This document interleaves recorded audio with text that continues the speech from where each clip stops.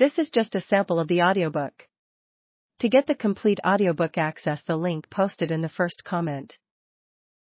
Eons of hot, dry sun baked the ancient lake bottom to near asphalt hardness, the color bleached to a dirty white.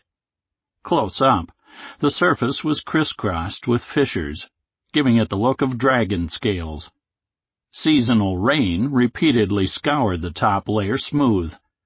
Roughly circular, the dry lake was more than 5 miles across, a perfect oasis of level ground among the scattered hills surrounding the area. Southeast of the silver boomtown from the early 1900s of Tonopah, Nevada, the lake was given the inauspicious name of Mud. No vegetation marred the pristine surface. Maybe an occasional lizard, snake, jackrabbit, or coyote might dart across the outer edges, but there was little reason for any living thing to trek across the vastness of the silent interior. All these inhospitable qualities were perfect for one special purpose. On the morning of the 9th of November, 1962, that purpose was fulfilled, as the quiet was shattered by a sonic boom. Overhead, several specks came into view, one of them black. This one quickly grew in size until it slammed down onto the lakebed. The X-15, with pilot Jack McKay at the controls, had not achieved full thrust after launch, so he needed a place to land. Mud-Dry Lake was directly to the east of his flight track.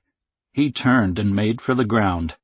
As he neared touchdown, McKay set the flaps, but they did not respond.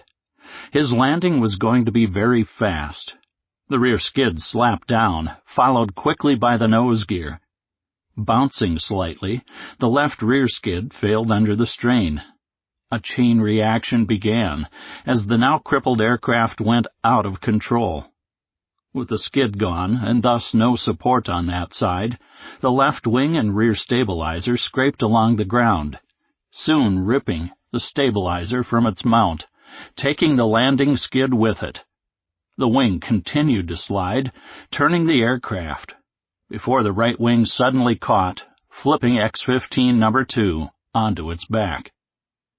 As the accident unfolded for McKay, time slowed as adrenaline kicked in, heightening his test pilot reflexes. Jack sensed the beginning of the flip, instinctively reaching for the canopy jettison switch.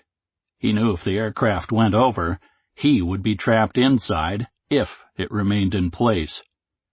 Forward momentum stopped, the aircraft coming to rest on its back as McKay had feared. The canopy landed upright 100 feet farther on. Besides being upside down, the X-15's nose was facing almost back along its path. With the canopy gone, the weight of the aircraft transferred to Jack's helmet, compressing his neck.